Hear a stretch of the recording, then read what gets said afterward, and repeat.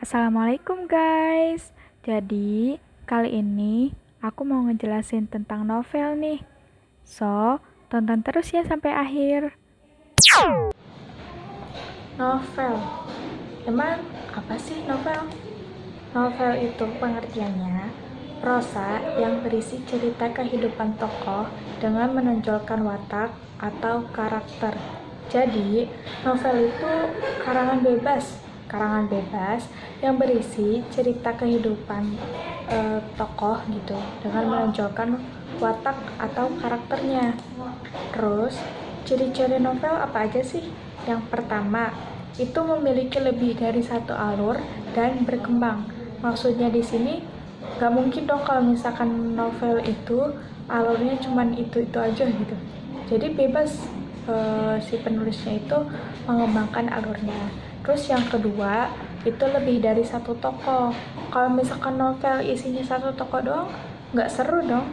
Yang ketiga, itu tema lebih beragam. Jadi si penulis bebas gitu, temanya mau apa, bebas.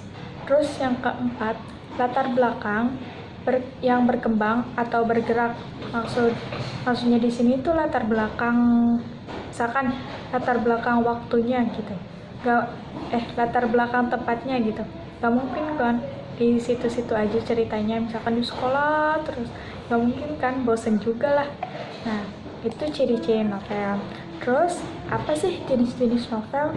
Jenis-jenis novel itu yang pertama, yang berdasarkan genrenya itu ada novel romantis.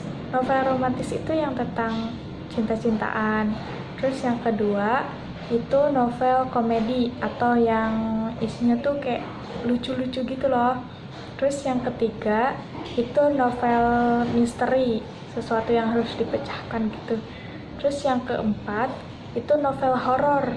Novel horor itu pokoknya isinya menakutkan gitu. Yang kelima itu novel inspiratif, isinya menginspirasi banget nih. Terus jenis yang kedua itu berdasarkan isi dan juga tokohnya. Yang pertama itu ada teen lead namanya. Teen lead itu tokohnya itu biasanya berumur belasan tahun gitu. Terus yang kedua chick lead. Chick lead itu tokohnya wanita yang mau dewasa gitu, sedang ada banyak masalah gitu.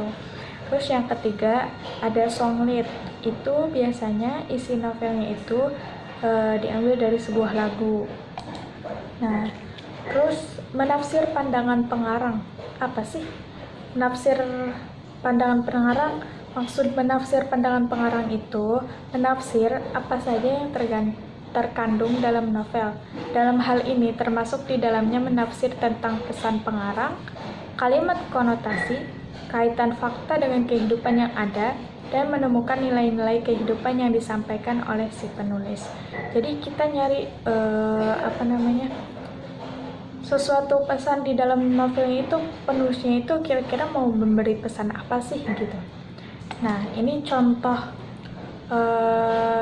menafsir pandangan pengarang dalam sebuah kutipan di novel Hujan karya Terelie. Ada